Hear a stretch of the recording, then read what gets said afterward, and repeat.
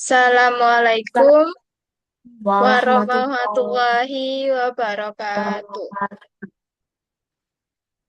Kami di sini akan mempresentasikan tentang materi pengantar manajemen strategi dengan dosen pengampun Bapak Joko Sudistyo. Dan di sini kami akan menggunakan metode opening dan closing.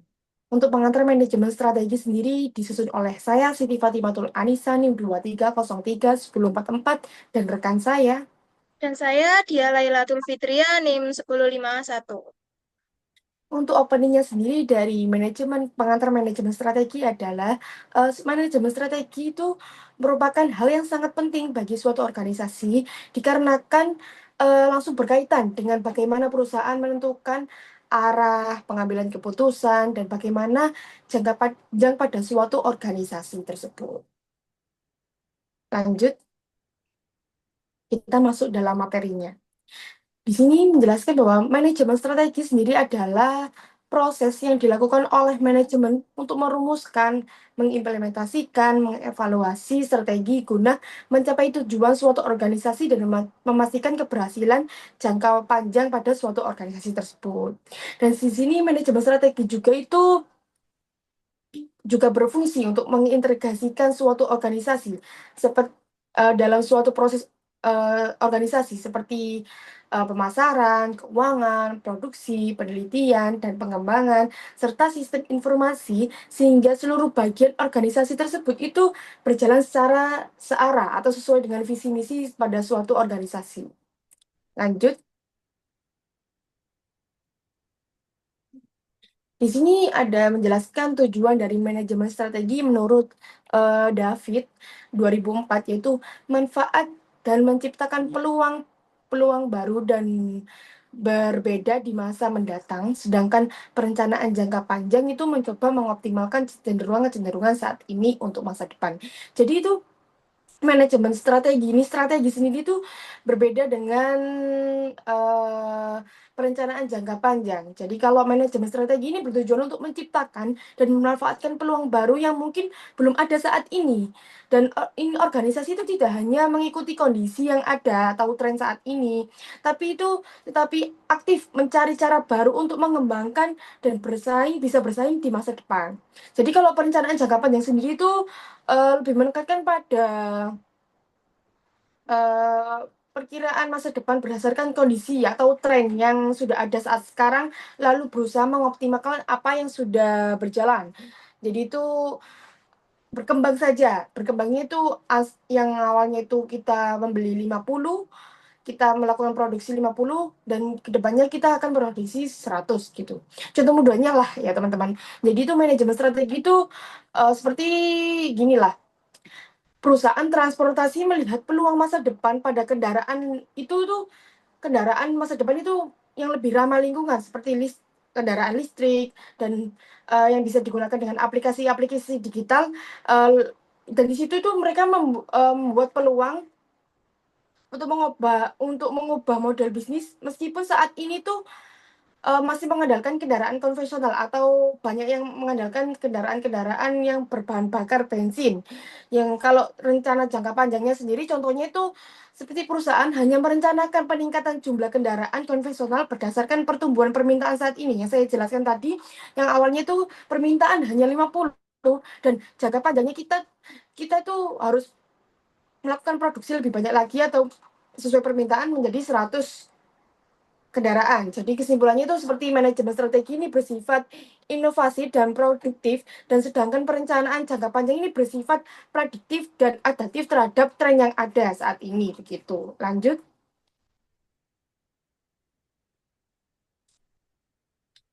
Di sini ada manajemen strategi menurut Wang 2010, serangkaian daripada keputusan manajerial dan kegiatan-kegiatan yang menentukan keberhasilan perusahaan dalam jangka panjang. Kegiatan tersebut terjadi dari perumusan atau perencanaan strategi dan pelaksanaan evaluasi. Lanjut.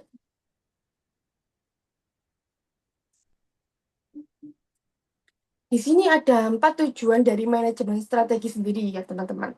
Yang pertama adalah memberikan arah atau pencapaian tujuan organisasi atau perusahaan atau suatu perusahaan. Di sini tuh manajemen strategi itu harus menetapkan atau manajer strategi ini harus menetapkan arah dan tujuan yang jelas sebagai pedoman pengendalian dan evaluasi suatu kinerja atau dari suatu organisasi. Harus ada tujuan dari suatu organisasi tersebut. Yang kedua ada membantu memikirkan kepentingan berbagai pihak. Jadi, manajemen strategi ini membantu menyeimbangkan kepentingan pemangku, stakeholder, seperti karyawan, pemasok, pemegang saham, serta masyarakat. Dan ketiga ini mengantisipasi setiap perubahan kembali secara merata. Jadi itu manajemen strategi ini memungkinkan organisasi memprediksi dan menyesuaikan diri terhadap perubahan lingkungan di masa kini dan masa datang. Harus bisa beradaptasi apa yang akan diminati, apa yang akan dituju di masa depan agar bisa bersaing sesuai tahun atau zaman gitu, teman-teman. Yang keempat ada berhubungan dengan efisiensi dan efektivitas. Jadi manajemen strategi ini mendorong penggunaan sumber daya secara optimal agar pekerjaan ini bisa dilakukan dengan lebih baik dengan hasilnya maksimal. Jadi itu mengurangi apa yang namanya risiko dan lain sebagainya. Jadi pekerjaan atau organisasi ini lebih tujuan visi misinya ini terlaksana dengan baik, dengan waktu yang optimal, tidak membuang-buang waktu dan lain sebagainya. Jadi proses manajemen strategi ini membantu perusahaan agar menjadi lebih baik. Lanjut.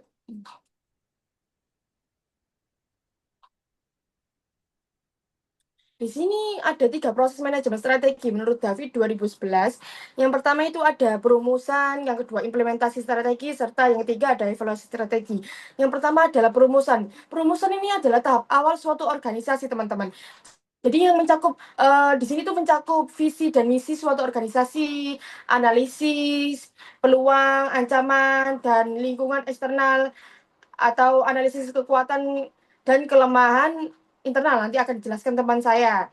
Ya, di situ adalah bagaimana penentuan tujuan jangka panjang serta pemilihan strategi yang tepat pada suatu organisasi. Contoh sederhananya ya teman-teman, seperti andai kita atau saya itu ya membuat usaha kopi kecil-kecilan gitu teman-teman ya. Dan ini saya itu harus menetapkan visi apa dari sebuah kedai kecil kopi ini. Yaitu pertama mungkin visi saya ini ingin menjadikan kedai kopi ini menjadi favorit di kalangan mahasiswa. Jadi saya melihat peluang peluangnya itu banyak untuk mahasiswa ini ya, atau peluang yang banyak di sekitar kampus dan lokasi saya akan menetapkan lokasi yang strategi untuk para mahasiswa di mana, dan memilih strategi serta dan memilih strategi yang tepat, promosi yang tepat, serta harga dan jangkauan yang sesuai dengan mahasiswa.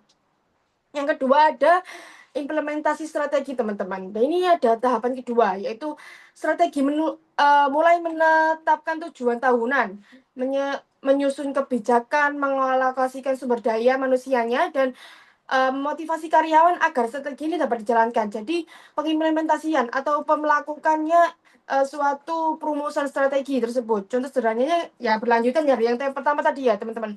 Jadi saya ini sebagai kedai kopi, yang akan membuat kedai kopi ini merekrut para barista agar dia bisa membuatkan kopi yang sesuai dengan saya yang harapkan. Terus saya ini menentukan harga yang tadi ya teman-teman, menentukan harga yang sesuai dengan para mahasiswa. Terus ada juga mengatur jadwal para kinerja saya atau barista saya, apakah akan saya sistem shift atau lain sebagainya.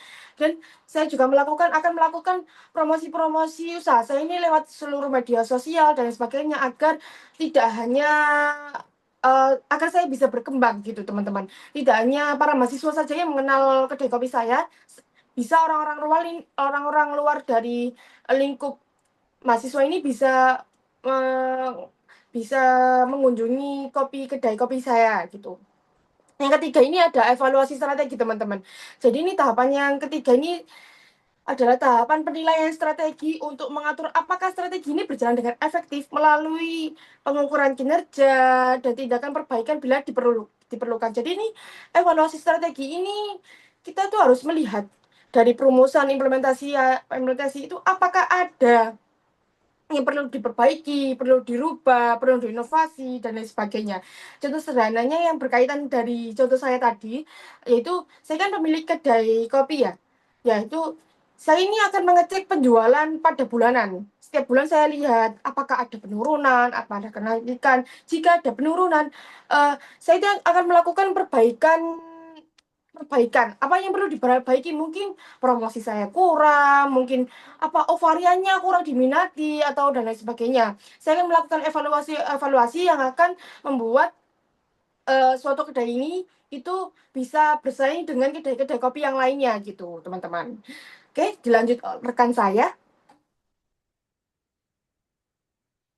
Oke, untuk selanjutnya kita masuk pada ruang lingkup. Untuk ruang lingkup itu terbagi menjadi dua. Jadi ruang lingkup itu adalah pondasi dasar, yaitu ada dua, yaitu ruang lingkup eksternal dan juga ruang lingkup internal, yaitu ruang lingkup dalamnya. Jadi dalam manajemen strategi, itu ruang lingkup itu seringkali dianggap sebagai sesuatu yang tidak bisa dikendalikan, namun bisa diprediksi dan juga bisa dimanfaatkan. Jadi yang pertama itu ada lingkungan umum, yaitu bisa disebut dengan makro environment. Jadi meliputi ekonomi, politik, hukum, sosiokultural atau budaya, teknologi, dimensi internasional seperti globalisasi dan juga paham ekonomi, dan juga kondisi lingkungan alam. Jadi kita itu bayangkan ini tuh sebagai atmosfer tempat kita bernafas. Jadi kita menggunakan analisis ini itu kondisi ekonomi seperti suku bunga itu sangat menentukan daya beli untuk pelanggan kita. Terus ada politik dan juga hukum, yaitu menentukan aturan main. Selanjutnya itu ada sosiokultural, yaitu budaya. Itu berbicara tentang tren.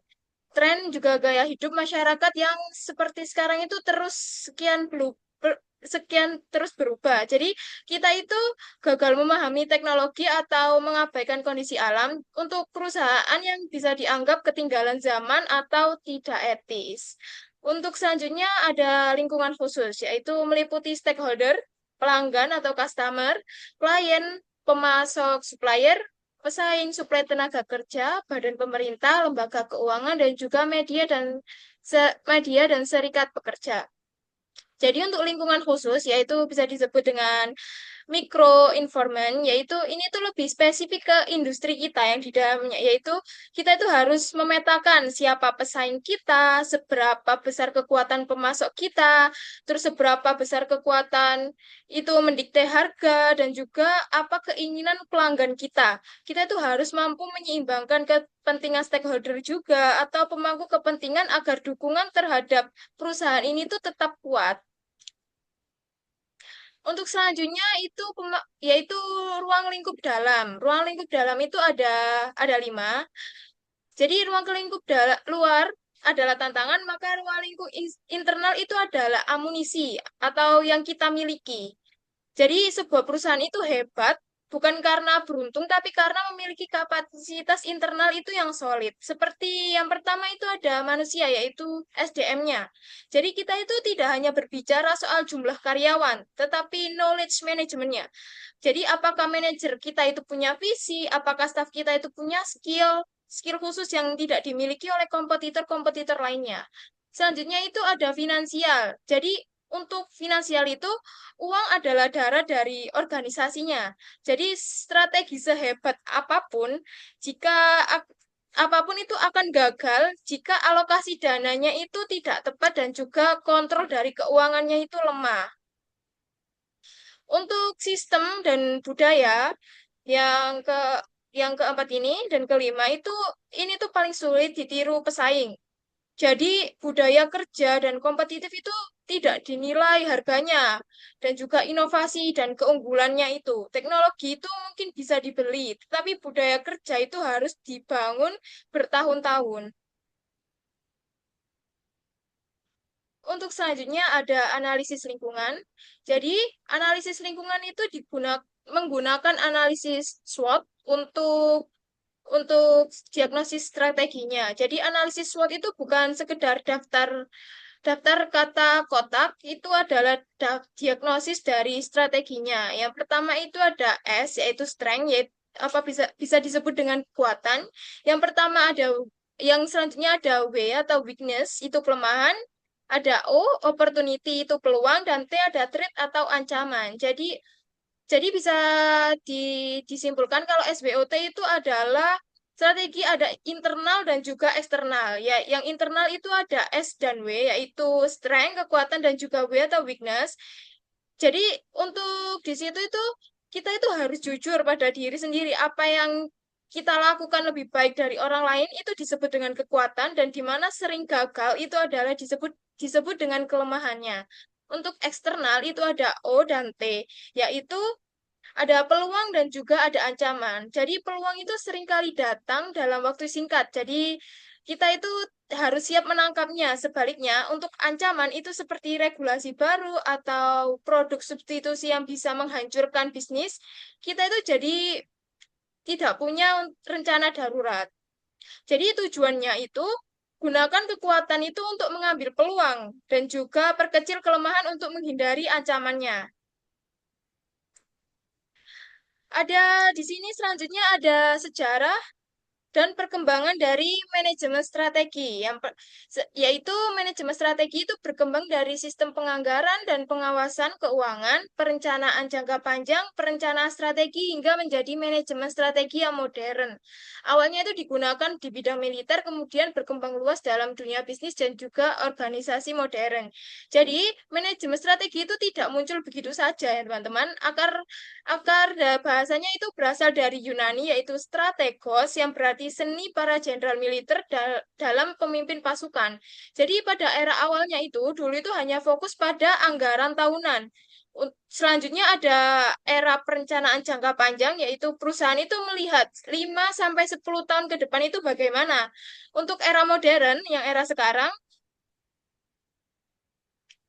kita itu sadar bahwa rencana itu tidak kaku.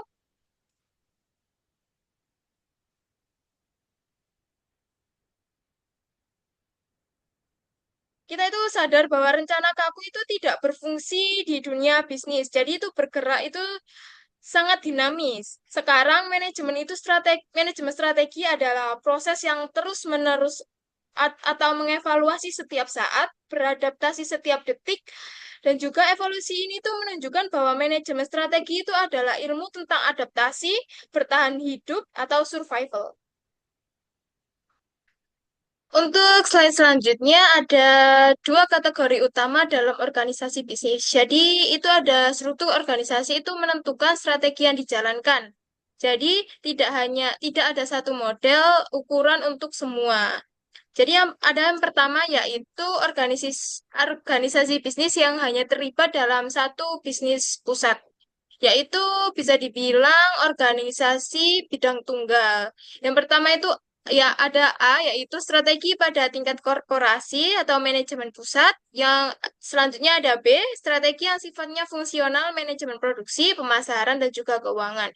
Jadi untuk strategi yang hanya terlibat dalam satu bidang usaha itu, contohnya itu seperti toko roti lokal atau konsultan hukum kecil. Fokusnya itu strateginya itu adalah fungsional, bagaimana pemasaran itu bekerja, bagaimana produksi itu berjalan, semua komando biasanya itu langsung dari pusatnya. Untuk yang kedua itu ada organisasi yang terlibat dalam beberapa atau berbagai bidang usaha, ada korporasi, strategi bidang satuan bisnis, dan juga ada fungsional. Jadi organisasi ini bisa dibilang organisasi yang multi bidang.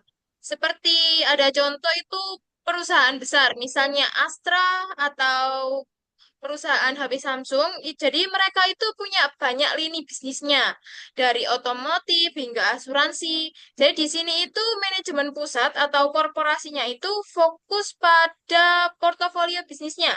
Sedangkan tiap anak perusahaan atau satuan bisnisnya itu berfokus pada cara memenangkan pasar mereka sendiri-sendiri. Ini tuh membutuhkan koordinasi sangat canggih agar tidak terjadi tumpang tindih. Oke. Di sini kami juga menyelipkan studi kasus. Ya, di sini tuh kita ambil dari PT Unilever Indonesia Tbk. PT Unilever Indonesia Tbk ini merupakan contoh dari perusahaan multinasional di Indonesia yang menerapkan manajemen strategi secara menyeluruh, mulai dari perumusan, implementasi, hingga evaluasi strategi pada lintas fungsi. Serta strategi perumusan ini diarahkan untuk mencapai keunggulan yang kompetitif yang jangka panjang dan memenuhi kebutuhan konsumen yang sangatlah beragam. Unilever sendiri ini juga memiliki visi teman-teman, yaitu to make sustainable living commonplace yang menjadi dasar penetapan arah perusahaan atau pedoman dalam pengambilan keputusan strategi. Perusahaan Unilever juga itu memperhatikan kepentingan pada berbagai pemangku kepentingan, yaitu stakeholder seperti konsumen, karyawan, pemasok, pemegang saham, dan masyarakat. Dalam proses manajemen strategi, Unilever juga melakukan analisis lingkungan, teman-teman, yaitu internal, eksternal, penetapan strategi, diferensiasi produk, dan keberlanjutan, serta mengimplementasikan melalui inovasi produk yang ramah lingkungan, serta penguatan merek lokal, digitalisasi pemasaran, dan pengembangan sumber daya manusia. Serta juga mereka juga melakukan evaluasi strategi teman-teman yang dilakukan secara berkelanjutan melalui pengukuran kinerja penjualan, pangsa pasar, dan umpan balik pada konsumen, yaitu biasanya disebut dengan CSR teman-teman. Yang selanjutnya itu ada mereka juga mengimplementasikan analisis SWOT teman-teman untuk menunjukkan bahwasanya kekuatan utama Unilever ini terletak pada merek ya yang kuat dan jaringan distribusi yang luas, sementara tantangan yang dihadapi dari pesaing ketat dan perubahan regulasi dengan penetapan hierarki strategi yang jelas. Dia juga melakukan strategi korporasi, yaitu strategi unit bisnis dan strategi fungsional. Unilever juga mampu menjaga keberlanjutan usaha dan daya saing di pangsa pasar. Jadi Unilever ini sudah melakukan penerapan dari materi yang kita sampaikan gitu teman-teman. Jadi PT Unilever TBK juga menunjukkan bahwa penerapan manajemen strategi yang tepat itu sangat berperan dan mencapai keberhasilan dan berkelanjutan perusahaan melalui proses perumusan, implementasi, dan evaluasi strategi yang terintegrasi secara didukung analisis lingkungan yang internal dan eksternal. Unilever juga itu mampu menghadapi pesaing dan perubahan pasar teman-teman. Dengan strategi mereka juga didukung dengan strategi yang jelas pada tingkatan korporasi, unit bisnis, dan fungsional, serta perusahaan yang dapat meningkatkan efisiensi dan menciptakan keunggulan kompetitif, serta mampu memenuhi kepentingan berbagai pemangku kepentingan secara berkelanjutan. Jadi mereka melakukan inovasi dan evaluasi untuk dapat bersaing pada masa depan, teman-teman. Dan di sini kita akan memasuki closing, teman-teman. Dari sekian tadi kita itu membahas tentang apa sih pengantar manajemen ini tadi, manajemen strategi ini tadi. Dan di situ juga menjelaskan bahwasannya ada pengertian dari manajemen strategi sendiri, yaitu manajemen strategi ini teman-teman itu kita bisa dapat bersaing. Manajemen strategi ini kita tuh menunjukkan bahwasannya perusahaan ini dapat bersaing teman-teman di masa yang akan datang. Terus kita juga membahas tentang apa tujuan dari manajemen strategi sendiri. Terus kita juga membahas tentang proses dari manajemen strategi, yaitu ada pertama itu perumusan strategi, implementasi strategi, serta evaluasi strategi. Dan akan dilanjutkan teman saya untuk closingannya. Dan juga tadi selanjutnya yang saya jelaskan itu, kita itu menjelaskan mengenai ruang lingkup. Jadi kita melihat dari dua sisi, ada lingkungan luar itu ekonomi, pesaing, dan juga tantangan. Selanjutnya ada lingkungan dalam itu seperti SDM dan juga keuangan. Selanjutnya kita juga menjelaskan mengenai analisis SWOT, yaitu alat utama. Ada strength, weakness, opportunity, dan juga threat. Selanjutnya kita juga menjelaskan mengenai sejarah dan juga perkembangan dari manajemen strategi sendiri, yaitu ada berkembang dari teknik militer menjadi manajemen yang modern. Terus selanjutnya ada kategori dari organisasi. Jadi dijalankan itu berbeda tergantung skala dari bisnisnya. Seperti itu. Sekian dari closing kami. Kita akan lanjutkan ke kesimpulan. Untuk kesimpulan, yaitu manajemen strategi itu merupakan elemen penting dalam organisasi karena membantu perusahaan itu menghadapi perubahan lingkungan, meningkatkan daya saing, serta mencapai tujuan jangka panjang secara efektif dan juga berkelanjutan. Jadi, sebagai kesimpulan dari seluruh rangkaian materi ini, manajemen strategi itu adalah jembatan di mana kita sekarang dan juga kita ingin berada di masa depan itu kita ingin seperti apa. Jadi manajemen strategi itu bukan hanya dokumen tebal yang disimpan di laci meja direktur ya, tetapi melainkan panduan hidup dari organisasi itu ingin berjalan seperti apa. Jadi dengan manajemen strategi yang tepat, jadi organisasi itu mampu menghadapi perubahan lingkungan yang semakin tidak terduga. Selanjutnya ada menciptakan nilai tambah yang membuat pelanggan itu semakin setia kepada perusahaan kita. Selanjutnya ada menjamin keberlangsungan bisnis. Untuk puluhan tahun ke depan itu perusahaan itu dibawa kemana dan ingin seperti apa. Jadi intinya untuk manajemen strategi itu jika kita gagal merencanakan berarti kita itu merencanakan untuk kegagalan. Seperti itu. Selanjutnya ditutup oleh Mbak Fatima. Oke, sekian dari presentasi kami. Kurang lebihnya mohon maaf. Wassalamualaikum Waalaikumsalam warahmatullahi warahmatullahi wabarakatuh. wabarakatuh.